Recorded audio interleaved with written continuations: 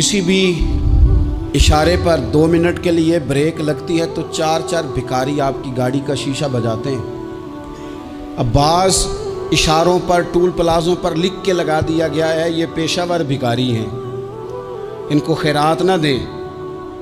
लेकिन मेरा सवाल ये है कि उन सारे भिखारियों को एक जगह पे खड़ा करके पूछना किसने है कि तुम भीख क्यों मांग रहे हो? उनके घरों तक उनके साथ किसने जाना है? कौन आदमी है जो जाके उनसे कहेगा कि जनाब तुम क्यों खैरात के लिए खड़े हो, तुम्हारी मजबूरी क्या है? क्या रियासत की, हुकूमत की, ताजर की, मालदार की, तगड़े आदमी की ये ड्यूटी नहीं? उन तक रसाई किसने हासिल करनी है? वो बेवा जो पिछले साल दरवाजे पे ज़कात लेने आई थी वो इस साल भी आई है। वो खातून जिसे पिछले साल आटे का थैला दिया था वो इस साल भी आई है। वो खातून जो पिछले साल 4 बच्चों को साथ लेकर के छोटों को आई थी वो आज भी उसी तरह कशकोले तलब दराज किए हुए है। और हज़रत उमर क्या फरमाते हैं? सैयदना फारूक आज़म रज़ी अल्लाह ताला अन्हु इरशाद फरमाते हैं, इसको इमाम बहकी ने और इमाम सुयूती ने नकल किया है। हज़रत उमर फरमाया करते थे कि अगर मैं ज़िंदा रहा तो इराक वालों मैं तुम्हारी बेवाओं के लिए ज़रूरत का इतना सामान कर जाऊंगा कि बीबी जब तक ज़िंदा रहेगी किसी की मोहताज नहीं होगी।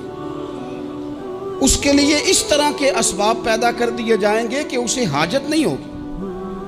उसके लिए मुस्तकिल बुनियादों पर उसके अखराजात देख कर उसके लिए एहतमाम कर दिया जाए। उसे दोबारा कशकोले तलब दराज करने की ज़रूरत नहीं पड़ेगी। एक सहाबी थे हज़रत जनाब सैयदना खफाफ बिन ईमा गफ़ारी रदी अल्लाह ताला। इन्होंने बड़ा किरदार अदा किया था मैदान उहद में, इन्होंने और इनके साहिबजादे ने। तो इनकी बेटी एक दिन हज़रत उमर के पास आई। अब वो बेटी ब्याह के जा चुकी थी, उसकी शादी हो गई थी। हज़रत खफाफ बिन ईमा रदी अल्लाह ताला अन्हु की साहिबजादी अपने ससुराल चली गई थी, वहाँ उसका खामद इंतकाल कर गया। वो खातून वापस आ गई, वो हज़रत उमर से मिली, बेवा औरत। उस बेवा खातून ने आके, यहाँ तो मेरे भाई वो फौजी बेचारे जिनकी बीवियाँ, जिनको एक तकरीब में तो खूब एवार्ड देने के लिए बुलाया जाता है। मैंने यतीमी का वक्त गुजारा है, मुझे पता है कि 2-4 महीने लोग आके कहते हैं कोई हुक्म होया तो 10 आ जाए। फिर जब 1 साल गुजर जाता है तो फिर लोग कहते हैं 4 भरा ने काम क्यों नहीं करते। तो ऐसे तो नहीं ना कि अब्बा ऐसे ही चला गया था, बड़ा कुछ दे के गया है, किधर है फलानी चीज़। लोगों का नज़रिया थोड़े अरसे के बाद और हो जाता है। आपने बड़े बड़े शुहदा के घरों में एवार्ड तो दिए, क्या कभी आपने पलट कर दोबारा गौर किया कि उनके बच्चे कहाँ हैं, उनकी बेवा किस हाल में है? वो ज़माने की तेज़ धूप और तेज़ आंधी का मुकाबला कैसे कर रहे हैं? बगैर बाप के जो इंसान को खुले आसमान तले वक्त गुजारना पड़ता है वो कितना को मुश्किल होता है।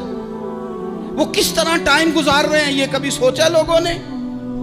यहाँ तो निरंगी सियासत दौरान तो देखिए मंजिल उन्हें मिली है जो शरीके सफ़र न थे, जो निकले ही नहीं थे वो मंजिल तक पहुँच गए, और जिन्होंने जवानियाँ गुजार दी वो रास्ते में रह गए।